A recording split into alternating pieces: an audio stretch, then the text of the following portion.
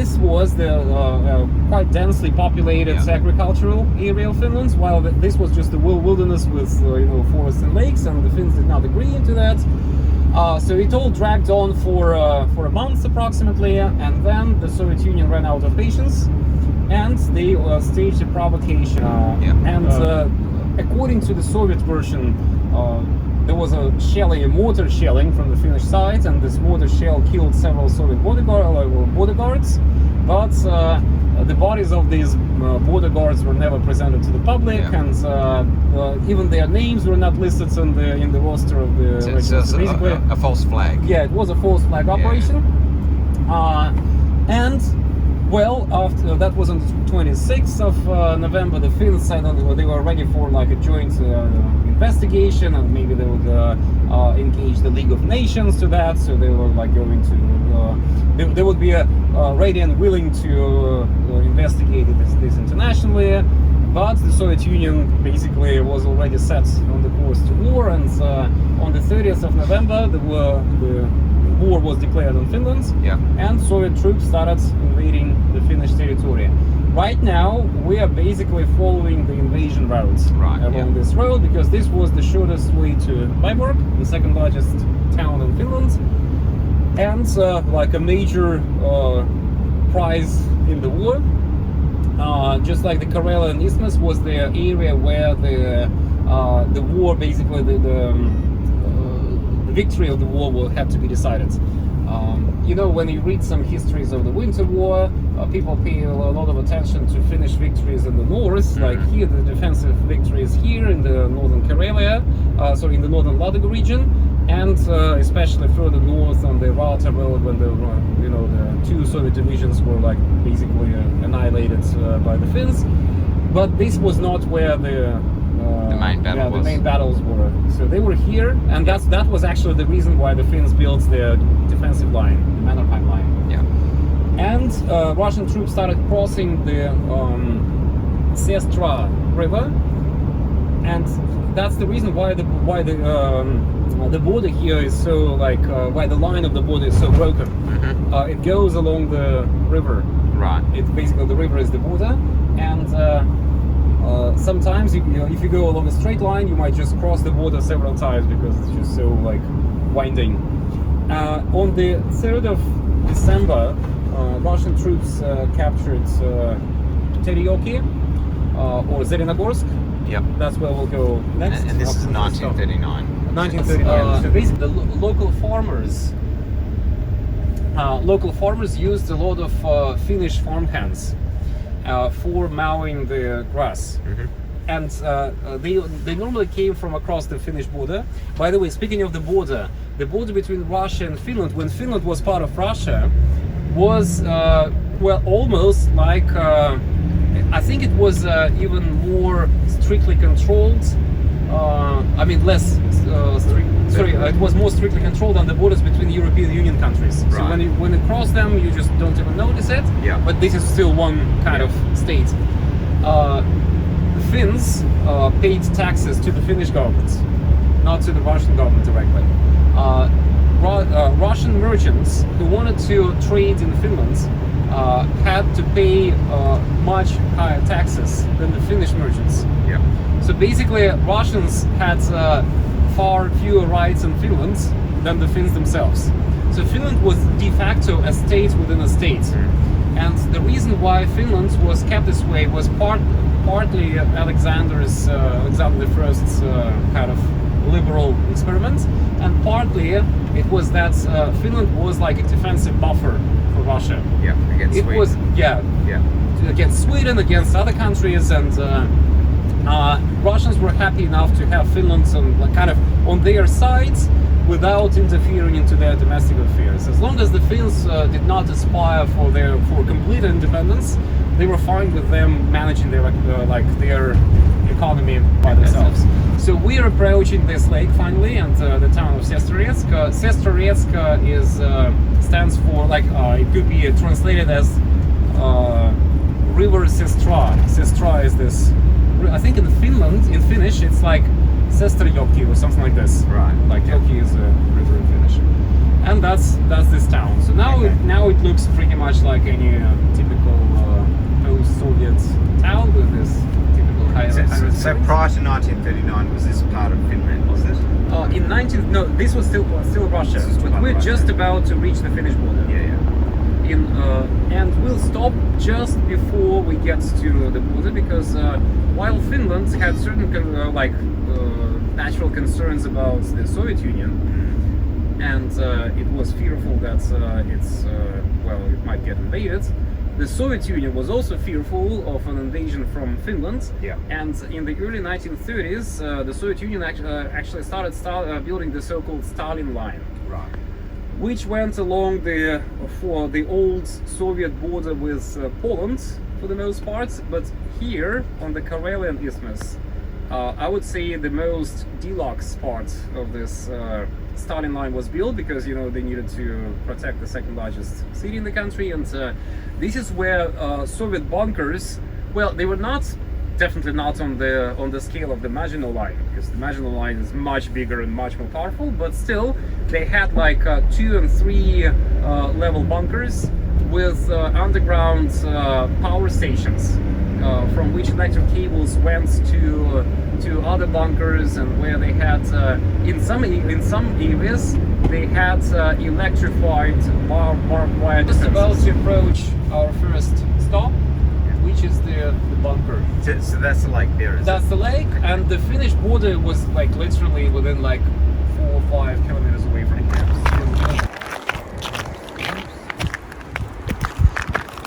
So how long have you been doing these sort of tours for? For a long time, eh? Well, I started doing like just regular tours in 2005, but in 2009 I started doing this military tours. Yeah.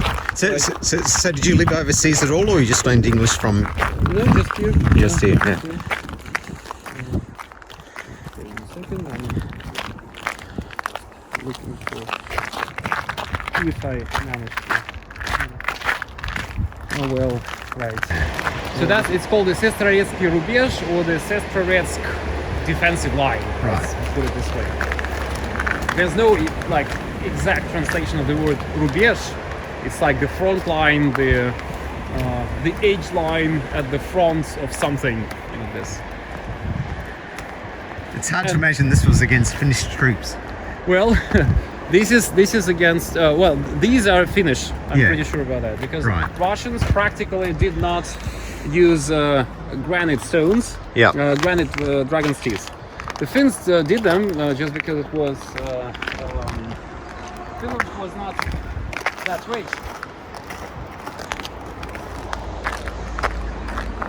Yeah.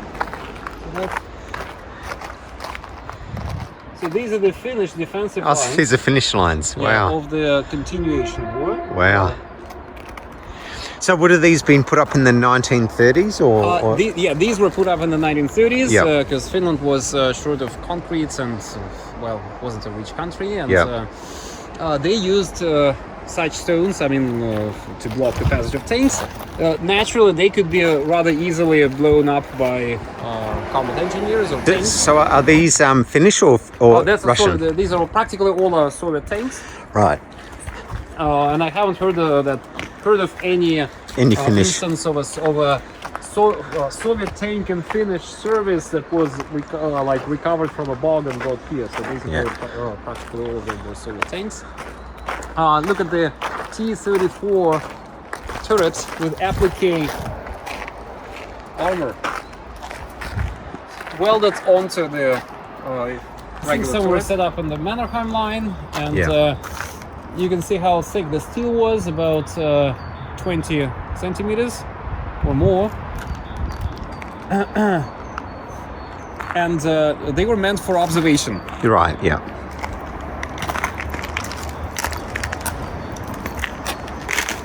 So what did this see in combat? No, it didn't. No, okay. So the Finns did not advance that far, although they were kind of... they were close to here. Yeah. Look at these things sticking out. So they were meant to hang an anti-hand grenade a net All right. on them. Okay. Yeah, in order to block the hand grenades from exploding. You need a bigger river than that for a border. Yeah. To use it across. That was basically the logical idea. And I don't remember if there were any like real battles of any notes. You know, maybe tiny skirmishes between the Red Army troops and the Finnish units, which just didn't manage to run away in time. You know. So basically, this is the area that was crossed by the Red Army relatively easily as the site for the government of the Finnish People's Republic. Okay. Yeah. So what was the name of this town? Sorry. Zelenogorsk. It was Teryoki, Right. and later it was renamed to Zelenogorsk in Russian. All the not all the Finnish names, but a lot of Finnish names were changed to Russian names. But here you can see some. That's the church in the name of Our Lady of Kazan. Okay. So this was the site of like the Finnish communists, was it? Not this, but I'll show you the place, the exact location. It's half piece between each other. Gospel of Mark 9:50, and it's in Finnish too. Yeah.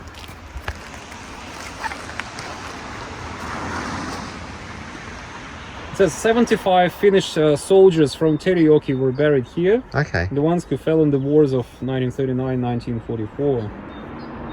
Wow. And so I have a picture.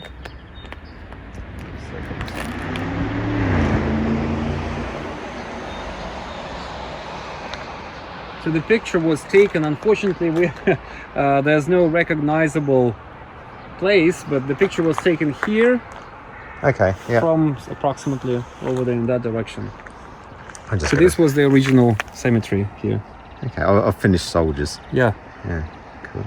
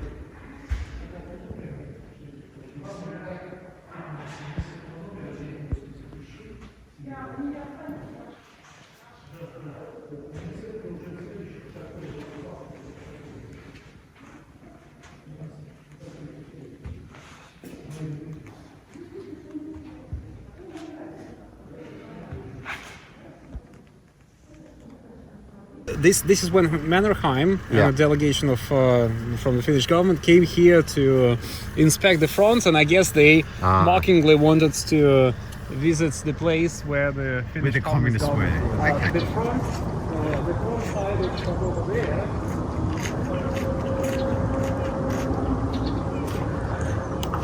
On par with the Soviet defensive line over here. Here, a little bit there, a little bit there. This is the Vamil-Su-Taipale line. Of course, the forest was cleared from here in order to have a better firing line. So was this in front of or behind the Mannerheim line? That was behind. The Mannerheim line was, it was kind of in front of the Mannerheim line, but this was for 1944. Unfortunately, this is the territory of the tank proving grounds, and quite often the roads are closed. They're not always closed, but in order to stay on the safe side and to guarantee proper visits to the tourists, I choose this sector, which is also important. And there's also a highway here that was also important to capture. But, well, I would say it's like the second in importance, in terms of importance, on the Mannerheim line. we'll get there in about like 5-7 minutes, but we'll stop at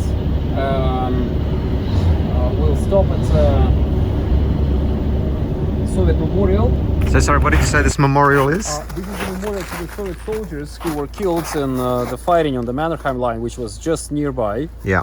And we'll see the line of bunkers literally in a couple of minutes of driving time. Several heroes of the Soviet Union were buried here who distinguished themselves in the battles, but the original memorial was made of the gravestones of a Finnish cemetery. Oh, right, okay. Yeah, that was common. It's not a particular sign of disrespect of the Soviet soldiers towards the Finns, but it was more like a typical sign of the Soviet disrespect towards religion in general. Yeah. Because for example, some of the pavements in Leningrad were made of gravestones looted from the cemeteries in the 1920s, 1930s. From the local cemeteries. So here they basically did the same thing as what they did in other places of the Soviet Union, I guess. Every few weeks, there's some guy who would tell you, have you heard the incredible story of the great Finnish sniper Simo Häyhä who shot 500 Soviet soldiers during his career in the Winter War? And this gets repeated every month. There's a guy who tells you the incredible, never heard of story. But yeah, it's not very widely spoken about, and somehow the Finns keep it. I can't say that they keep it to themselves, but I guess there are not that many Finns to keep like shouting about it. Yeah. Not that many Americans would be really that interested. You know, they will just mainly listen about their own, good guys. There's also a marble plaque next to this cross with a rather touching description saying that this was a wasteful and needless war, and let's pray for peace, but unfortunately everything is buried under the snow. And on the 17th of December, they decided to make a gift to Stalin for his birthday and break through the Mannerheim line.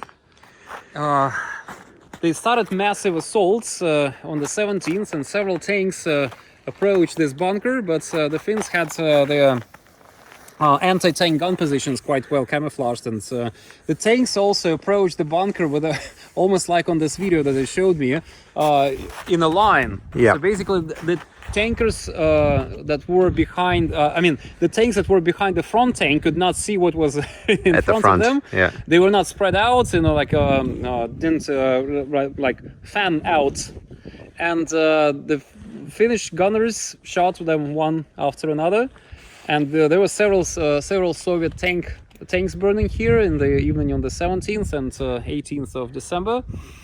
And basically the attacks failed. And this is 39, was it? That was 39. 39, yeah. 17th, 18th of December, 1939.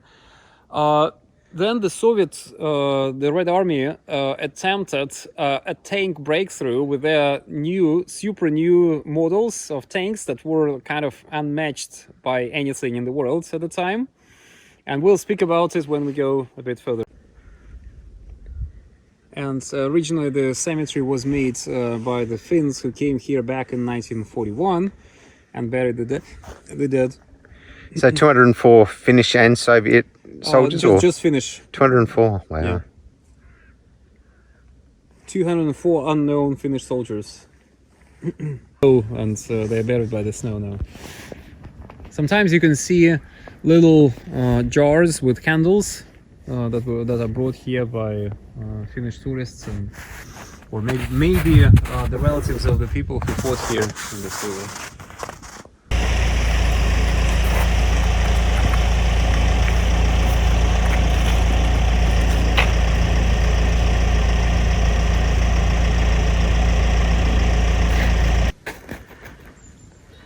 So the base of the bunker was built in the 20s.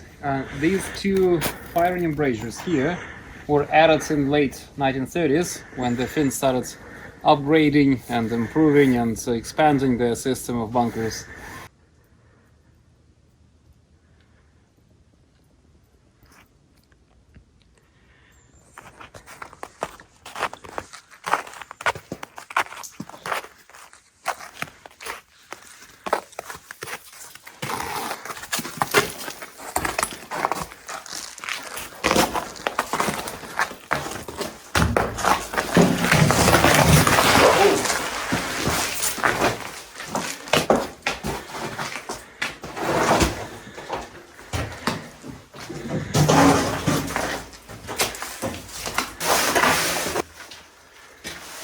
This is where a machine gun was mounted to swing along this.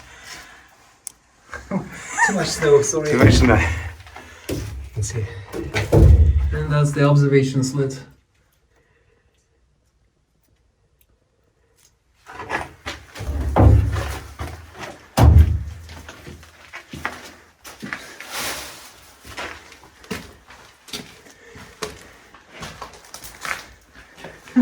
We had a barbecue stand over there.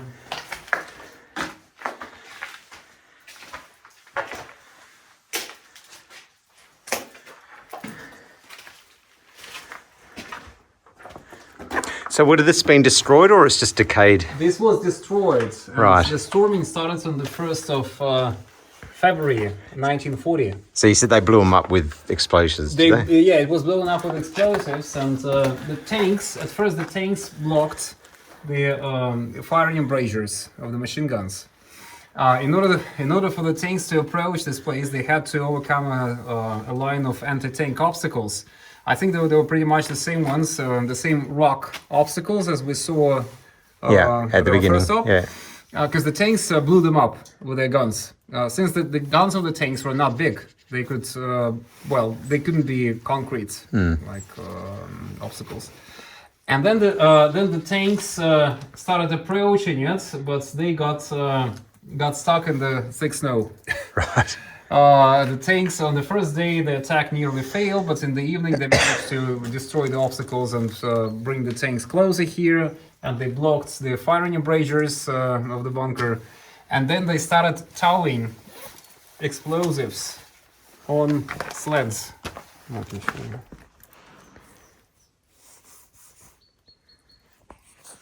So this is, first of all, this is where we are. Mm-hmm. SK2, we've just seen SK3. Yep. That's SK2. And that was number 45 according to the Soviet classification. And second, let me find it. Yes, that's the way it looked like. I can't say it was exactly here, but it was kind of. And they bring explosives the way they brought it in sleds. So they towed like 1.5 ton explosives to make the first explosion here. But after that, after a couple of days, they needed to bring 2 more tons of explosives to blow it up from the top. And this was done on the heavy Finnish fire because the Finns continuously staged counterattacks. And in the end, they used dog sleds because all the liaisons men and the people who towed the sleds got killed, so the dogs had a lower profile and they managed to bring the sleds here.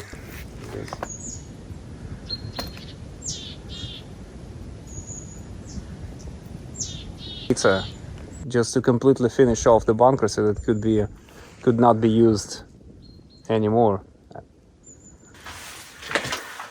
So that's the ventilation, air ducts.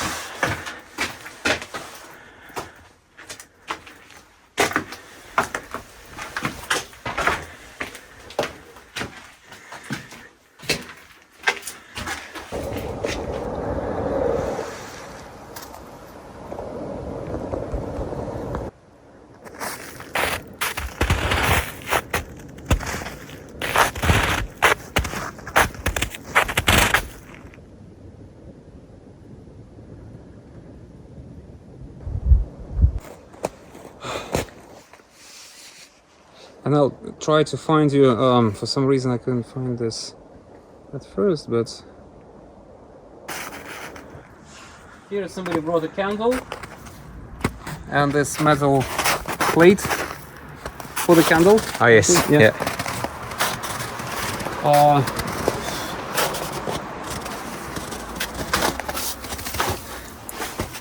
And there's a kind of a war of memory going on. Well, please, take the pictures.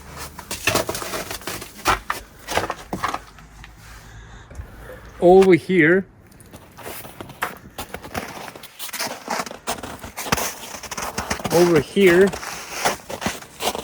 it says, well, it's in Finnish, sorry, I just, but I guess it says like in the memory of the soldiers who fought for Finland, and then it reads, they got their just desserts, like.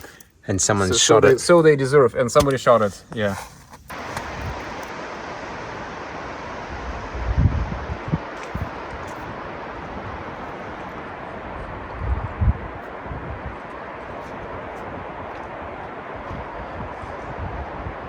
So were these just Winter War ones, or No, that's for both wars. Yeah.